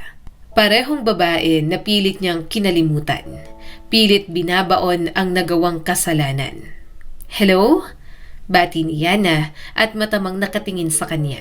Ikaw na siguro ang asawa ni Narisa? Tumawa ang asawa niya. Oo, siya nga. Si Arturo, asawa ko. Nanlamig ang buong katawan ni Arturo. Hindi siya agad nakasagot. Lumapit si Yana at inilahad ang kamay. Nice to meet you, Arturo. Umigting ang kanyang panga. Ayaw niyang tanggapin ang kamay nito. Ayaw niyang sumakay sa pagpapanggap ni Yana. Gayunpaman, tinanggap niya pa rin yon. Ang ganda ng bahay niyo, sabi pa ni Yana sabay ngiti sa kanya. Ganitong klase ng bahay ang pangarap ko. Once na nagkaroon na ako ng asawa at mga anak, napangiti si Narisa. Si Arturo ang may idea sa bahay na to Ang ganda, no? Hindi naman namin kailangan ng malaking bahay. Pero si Arturo kasi ang klase ng asawa na ibibigay ang lahat para sa amin. Sumulyap ulit si Yana sa kanya. Ang swerte mo naman pala sa asawa mo, Narisa. Sana makahanap din ako ng katulad niya. Napakuyom ang kamao ni Arturo. Ngunit pinigilan niya ang sarili. Napatingin siya kay Ella na humawak sa kanyang kamay. Agad niyang binuhat ang anak at pilit pinakalma ang sarili. Yumakap naman agad ito at kanina pang nananahimik. Bakit? May sakit ka ba? Tanong niya sa medyo mabigat niya ng anak. Umiling si Ella at mas lalong yumakap sa kanya. Lumipas ang ilang minuto na tila napakahaba. Nakasalo pa nila sa pagkain si Yana. Pagkatapos kumain, nagkwentuhan sina Narisa at Yana sa sala. Si Arturo naman ay tahimik lamang na nakikinig. Pilit na kinokontrol ang sarili. Hanggang sa nagpaalam na si Yana. Mauna na ako. Salamat sa pag-imbita, Narisa. Salamat din sa pagpunta, sagot ni Narisa. Hinayaan nilang lumabas si Yana. Gayunpaman, lumabas na muna si Arturo. Sinabi niyang may nakalimutan siya sa sasakyan.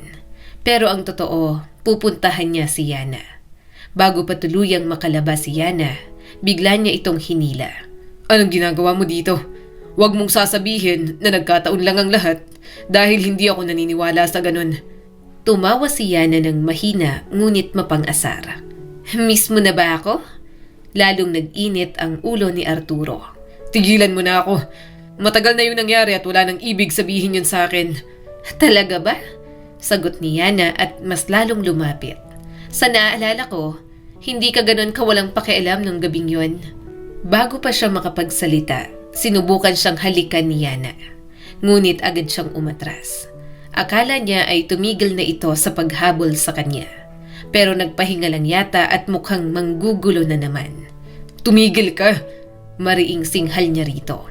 Isa lang yung pagkakamali at pinagsisisihan ko yun hanggang ngayon. Kaya wag mong subukang ulitin o gamitin yun laban sa akin. Napangiti si Yana. Hindi mo ako matatakasan. Alam kong kahit pilitin mong itago, may bahagi sa'yo na hindi pa rin nakakalimot sa akin. Masama niya itong tiningnan. Wala. At hindi na magkakaroon pa. Sigurado ka ba? Tanong ni Yana. Niloko mo na ngang asawa mo, 'di ba?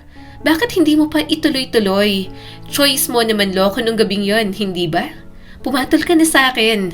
Hindi ka naman sobrang lasing nung may nangyari sa atin. Bumigay ka na. Gusto kita. Mahal na mahal kita, kaya pinagbigyan na kita. College pa lang tayo. Alam mo na ganito na ako sa'yo. Kahit kabit mo na lang, kahit sikreto mo, ayos lang sa akin. Basta ipagpatuloy natin to. Tama na, Yana. Gigil niyang sabi rito. Hindi ko nalolokohin ang asawa ko.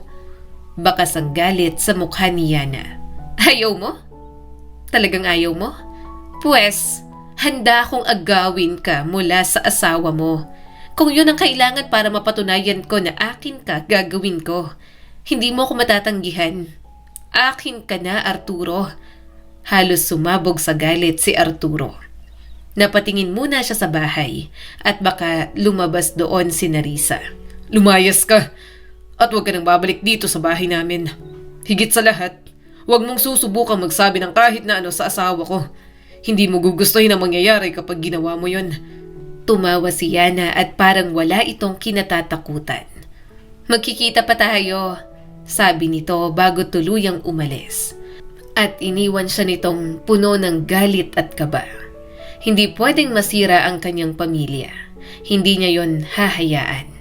Kailangang mabaon ng katotohanan at hindi na malaman pa ni Narisa. Pinagsisisihan niya na ang pagkakamaling yon kaya hindi na kailangang malaman pa. Pagpasok niya sa loob ng bahay, agad siyang nilapitan ni Narisa. Niyakap niya ito ng mahigpit, takot na mawala ang kanyang asawa. Tumawa si Narisa. Ang higpit mo namang yumakap. Okay ka lang? Okay lang ako. Huminga ng malalim si Arturo. Next time, huwag ka muna tumanggap ng bisita. Lalo na hindi mo naman gaanong kilala. Hindi pa tayo sigurado kung sino ang may kagagawan sa nangyari kay Ella. Mas mabuti na na maging maingat tayo sa kung sino ang pinapapasok natin dito sa bahay. Umawang ang bibig ni Narisa at agad yung na-realize. Oo nga, pasensya ka na. Hindi ko naisip agad. Akala ko kasi ay mabait lang siyang kapitbahay at gusto lang makipagkaibigan. Simula ngayon mag-iingat na ako. Pasensya na, Arturo. Ngunit habang nakatingin si Arturo sa pintuan, hindi maalis sa isip niya ang ngiti ni Yana at ang mga salitang binitiwan nito. Dahil kahit anong pilit niyang itanggi, alam niya sa sarili na ang babaeng yon ay hindi basta nalang darating sa buhay nila ng walang dahilan. Kinabukasan, hinatid ni Arturo ang anak papunta sa school. Sila lang dalawa ni Ella ang nasa loob ng sasakyan. Papa, yung bisita natin kahapon? Panimula ni Ella. Napatingin siya sa anak, bahagyang kinabahan dahil sa pagbanggit ni Ella kay Yana. Bakit anak? May napansin ka ba sa kanya na gusto mong sabihin sa akin? Naglaro muna ang mga daliri ni Ella sa laylayan ng damit nito at parang nagdadalawang isip. Papa, naiilang po ako sa kanya. Nanikip ang dibdib ni Arturo. At bakit naman? May ginawa ba siyang masama sa'yo? O may sinabi siyang hindi maganda? Umiling si Ella. Wala naman po, pero may amoy po siya. Anong amoy? Pareho po sa amoy ng isang taong kasama ko noon, sagot ni Ella ng dahan-dahan. Noong kinuha po ako ng bad people. Napahigpit ang hawak ni Arturo sa manibela. Kumunot ang kanyang noo habang nagmamaneho. Unti-unting nabubuo ang mga hinala sa kanyang isipan. Sigurado ka ba dun, anak? Tanong niya sa bata. Hindi ka ba nagkakamali sa naaalala mo? Umiling si Ella. Hindi po, parehong-pareho po talaga yung pabango. Ganun po ang naamoy ko kapag dumarating po ang bad people na kumuha po sa akin. Umawang ang kanyang bibig. Sa isip ni Arturo, nagsimulang magdikit-dikit ang lahat. Ang pagdating ni Yana, ang pagiging bagong kapitbahay nito sa kanila. Kung may isang gagawa nga ng bagay na yon, walang iba kundi ang babaeng yon. Ang babaeng grabe ang pagkahumaling sa kanya. Napalunok si Arturo. Anak, salamat sa pagsasabi kay Papa ha. Malaking tulong yan para maintindihan natin kung ano ang nangyari. Tumango si Ella ngunit hindi na nagsalita pa si Arturo. Dahil sa loob niya, may isang katotohanan na unti-unting nabubuo. Pagkatapos niyang maihatid si Ella, hindi agad umalis si Arturo sa parking ng paaralan. Nakaupo siya sa loob ng sasakyan. Tahimik lang siya at pinipilit isa-isahin ang lahat ng detalye. Hindi pwedeng nagkataon lang, bulong niya sa sarili. Baka may kinalaman talaga siya. Biglang tumunog ang cellphone niya. Nakita niyang tumatawag ang pulis. Agad niya yung sinagot. Sir Arturo, sabi ng boses mula sa kabilang linya. May bagong development po sa kaso. Napatuwid siya ng upo. Ano yon? May nahanap po kaming lumang cellphone sa bahay ni Aling Marta. Sagot ng pulis sa kanya. May mga text messages po doon mula sa isang babae na nagbibigay ng utos. Nanikip ang dibdib ni Arturo. Anong pangalan? Yana sir. Tinetrace po namin. Parang tumigil ang mundo niya sa narinig na pangalan. Sigurado ba kayo? Opo sir, at base sa follow-up investigation, nalaman din po namin na si Yana ay anak pala ni Aling Martha na pinaampun lamang sa ibang pamilya. Napapikit si Arturo. At sa sandaling yon, naliwanagan siya sa lahat. Kilala ko ang babaeng yan. Hindi na siya nagdalawang isip. Diretso siyang nagmaneho papunta sa bahay ni Yana. Mabilis, mariin at punong-puno siya ng galit. Pagdating niya, agad siyang bumaba at kumatok ng malakas. Bumukas ang pinto at bumungad sa kanya si Yana. Ngumiti ito sa kanya. Arturo, hindi ko inaasahan na bibisita ka. Hindi na niya ito pinatapos. Hinila niya ito papasok at idiniin sa pader. Anong ginawa mo sa anak ko? Galit niyang sigaw. Huwag mong subukang magsinungaling dahil alam ko ng lahat. Yana, wala ka nang matatakasan ngayon. Saglit na natigilan si Yana. Pagkatapos ay bigla na lang napangiti. isang ngiting nakakapangilabot. Nalaman mo na pala. Ang bilis mo naman. Lalong nagdilim ang paningin ni Arturo. Bakit? Bakit mo ginawa yun sa anak ko? Sa pamilya ko? Tumawa si Yana. Dahil gusto kong masira ka. Sinasaktan mo ako ng paulit-ulit. Dahil tinatanggihan mo ko. Gusto kong makita kung paano ka mabaliw habang hinahanap mong anak mo. At gusto kong makita kung paano unti-unting guguho ang relasyon ninyo ng asawa mo. Napakuyom ang kamao ni Arturo. Walang hiya ka. Hindi pa, sagot ni Yana. Pero pwede pa kung mas lumala kung gugustuhin ko. Hanggat hindi mo ako pinagbibigyan, hindi ako titigil. Mataman niyang tiningnan si Yana. Hindi siya makapaniwala na ang simpleng kasalanan niya ang nagdala sa kapahamakan ng kanyang anak. Magbabayad ka. Mariing saad ni Arturo. Ipapakulong kita at sisiguraduhin ko na hindi ka na makakalabas pa dahil sa ginawa mo. Ngunit imbes na matakot, tumawa lang si Yana na parang baliw. Talaga ba? At paano mo ipapaliwanag sa asawa mo kung bakit ka nasa bahay ko ngayon? At kung bakit alam ko ang mga bagay tungkol sa'yo na hindi niya alam? Natigilan si Arturo. Kapag sinabi mo ang lahat, dagdag ni Yana at mapanukso ang tono. Malalaman din niyang tungkol sa atin sa gabing hindi mo makalimutan. Nanlamig siya sa mga sinabi nito. Yon ang kanyang iniiwasan. Ang tinatagong ayaw malaman ng kanyang asawa. Magagalit siya sa'yo, tuloy ni Yana habang tumatawa. Iiwan ka niya at mawawala sa'yo ang pamilya mo. Yun din naman ang gusto ko, hindi ba? Kaya, sige, sabihin mo. Kasuhan mo ko para malaman niya rin ang naging pagtataksil mo. Umigting ang panga ni Arturo. Naglalaban ang takot at galit sa kanyang kalooban. Hindi niya alam ang kanyang gagawin. Ayaw niyang masira sila ni Narisa. Ayaw niyang iwan siya nito at masira ang kanilang pamilya. Ngunit sa huli, iisa lang ang pinili niya. Mas diniin niya pa si Yana sa pader. Hindi ko hayaang may masaktan ka pa. Lalo ng anak ko at ang asawa ko. Kaya kahit ano pang mangyari sa akin, sisiguraduhin kong hindi ka na makakapaghasik ng gulo sa buhay namin. Nawala ang ngiti sa mga labi nito. Biglang gumalaw si Yana ng mabilis. Hinablot nito ang isang vase sa mesa at akmang ihahampas sa ulo niya. Ngunit mas mabilis si Arturo. Nahilan niya agad ang kamay ng babae. Hindi ka na makakatakas, mariing sabi ni Arturo habang pinipigilan ito. Tapos na ang laro mo. Nagpumigla si Yana. Ngunit hindi siya bumitaw. Sa halip, hinilan niya ito at itinali sa poste sa gilid ng bahay. Pakawalan mo ako! Sigaw ni Yana habang galit na galit. Hindi! Sagot ni Arturo. Dito ka lang hanggang dumating ang mga pulis. Kinuha niyang cellphone at tumawag. Officer, nandito na si Yana. Nandito siya. Umami na siya. Puntahan niyo na siya rito bago pa makatakas. Habang hinihintay niya ang pulis, napatingin siya kay Yana. Dahil sa dumating na mga pulis, naalarma ang mga tao sa ilang kalapit na bahay. Maging si Narisa, lumabas ng bahay at nagulat nang makita siya roon. Sir, umatras po kayo. Kami nang bahala. Saad ng pulis habang inaabot si Yana. Nakapaligid na ang ilang kapitbahay.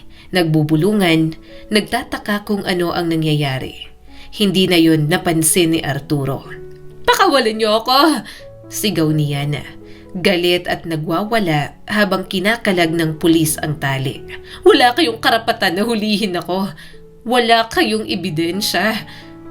Meron na, sagot ng isang pulis. At mas mabuting tumahimik ka na lang dahil mas lalo mo lang pinapalala ang sitwasyon mo. Arturo! Tawag ng kanyang asawa. Napalingon siya. Nakatayo sa gilid ng kalsada si Narisa. Anong nangyayari?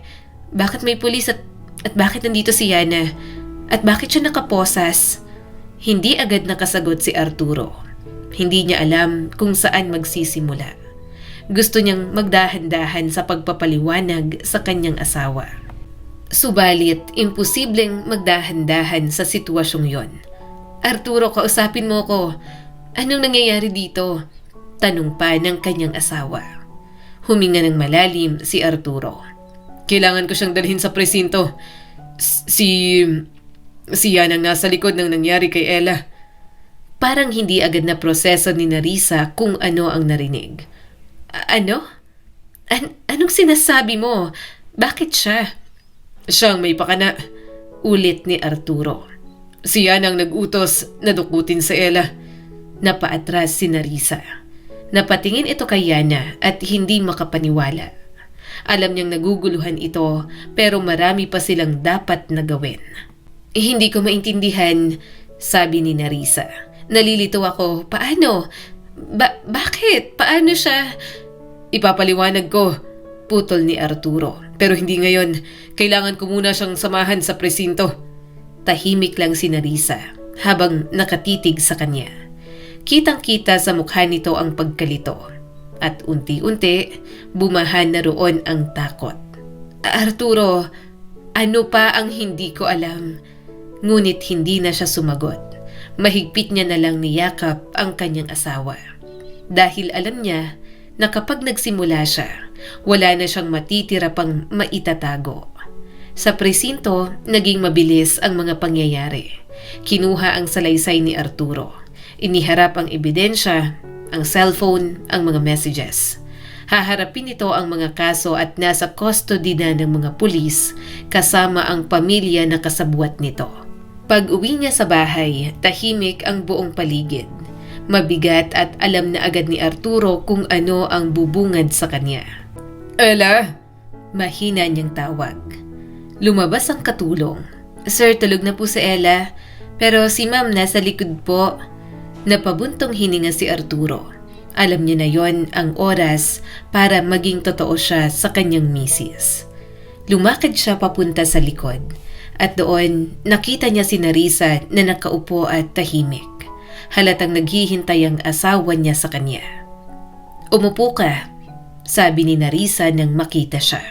Umupo siya sa tapat nito. Tahimik sila ng ilang segundo.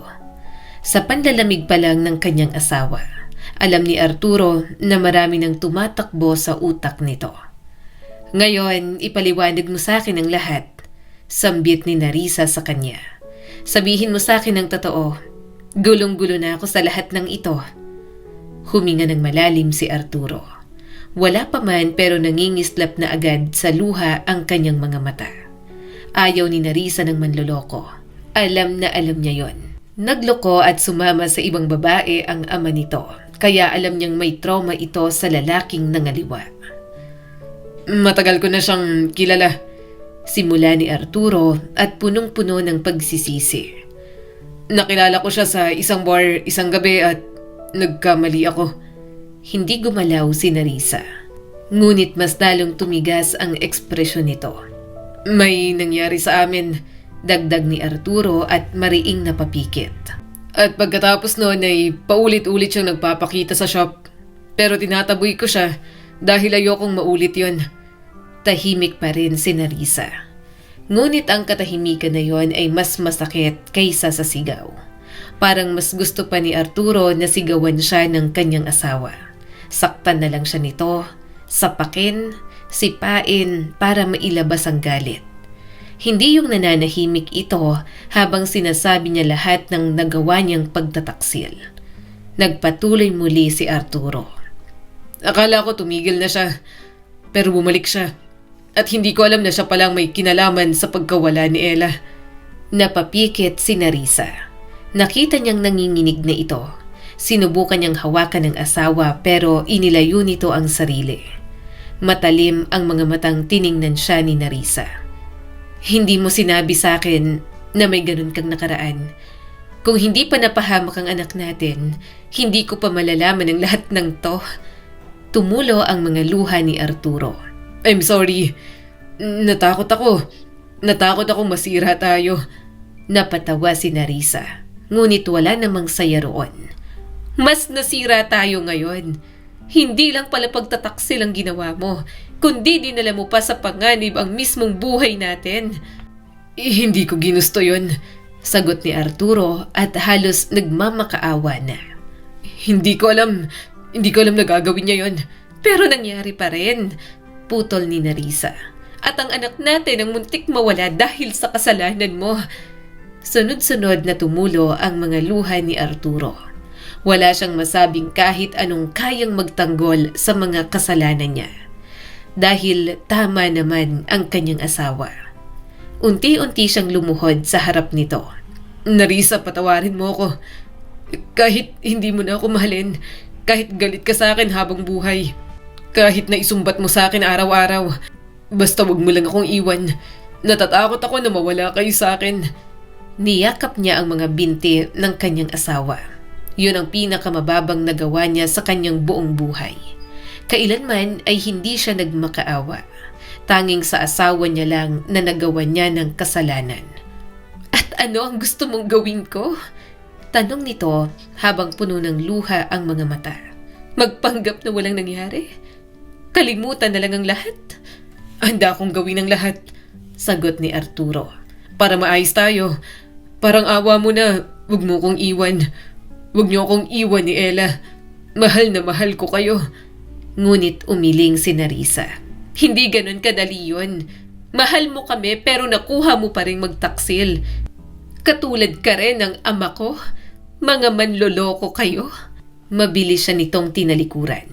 Agad niya itong sinundan habang umaakyat sa ikalawang palapag. Sinusubukan niyang hawakan si Narisa pero nagpupumiglas ito. Nang makapasok sa kwarto, mabilis itong pumunta sa may cabinet. Kinuha nito ang mga maleta at agad na nag-impake. Narisa, sinubukan niyang agawin ang mga damit nito. Wag mong gawin to. Mag-usap pa tayo. Kaya pa nating ayusin. Hindi! Walang maaayos, Arturo. Galit na galit ako sa'yo. Hindi ako makapaniwalang magagawa mo to. Akala ko iba ka. Akala ko iba ka sa ibang lalaki. Katulad ka lang pala nila. Aalis ako. Hindi mo ako mapipigilan. Iiwan na kita at isasama ko ang anak ko. Nilalagay mo sa kapahamakan ng buhay ng anak natin dahil sa pagtataksil mo. Magsama kayo ng higad mong babae sa bilangguan. Sinubukan niya pa itong pigilan pero malakas na siyang nasampal ni Narisa sa mukha. Pareho silang natigilan.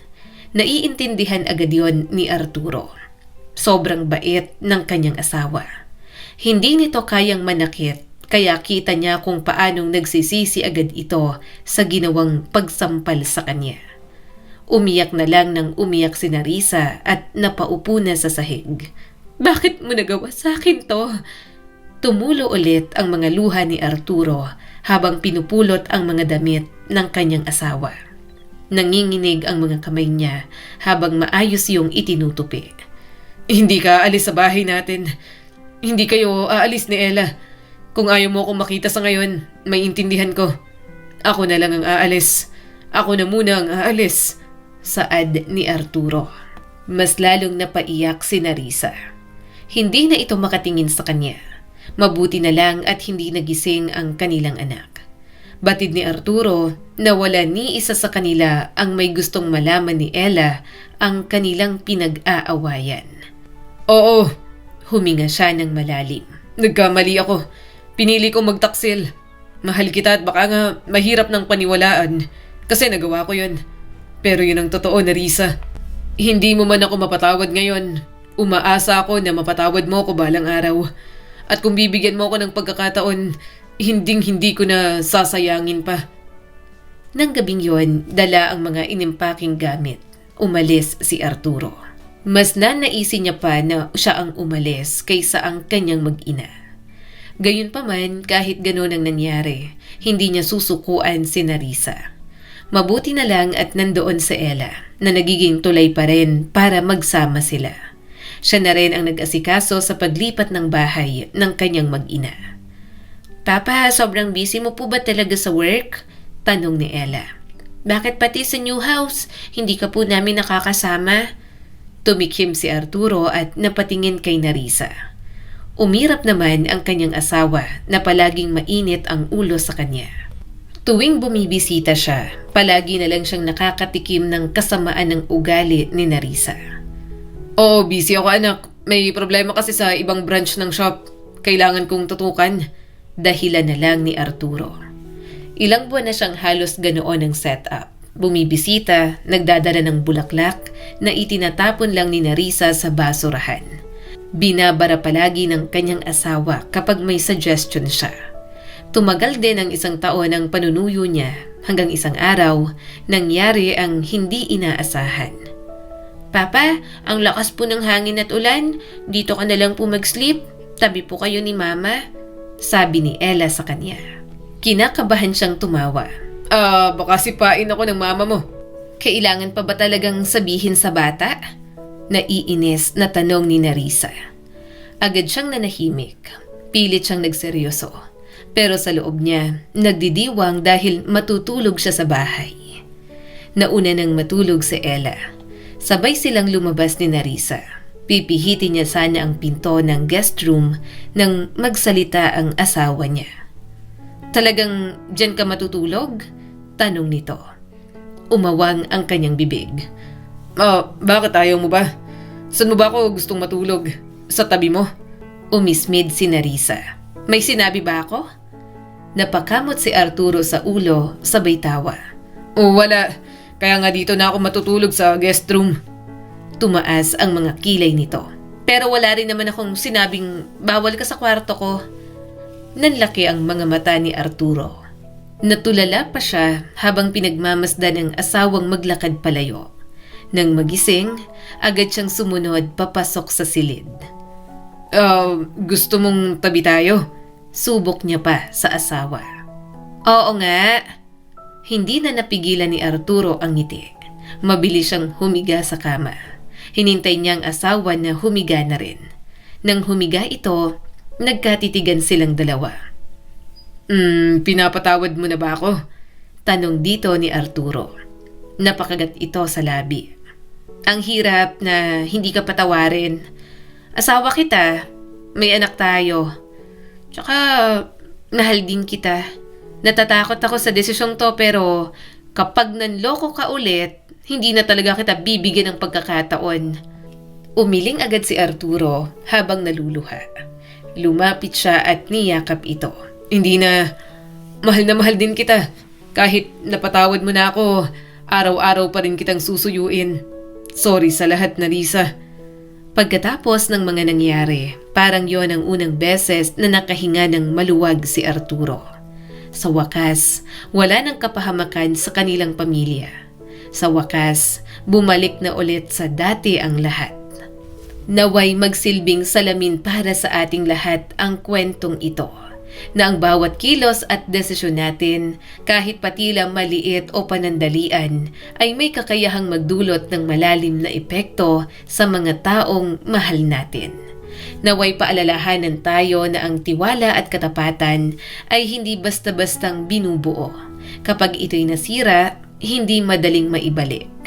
Tandaan natin na maging mas maingat sa ating mga pinipili, mas tapat sa ating mga minamahal, at mas maging matapang sa pag-amin ng ating mga pagkakamali. Sapagkat sa huli, ang tunay na pagmamahal ay nasusubok hindi sa saya, kundi sa kakayahan nating panindigan ang katotohanan at magsikap na itama ang ating pagkukulang. Muli, ako po si Skylar Guro at sana ay may bago na naman kayong natutunan sa kwento natin ngayon.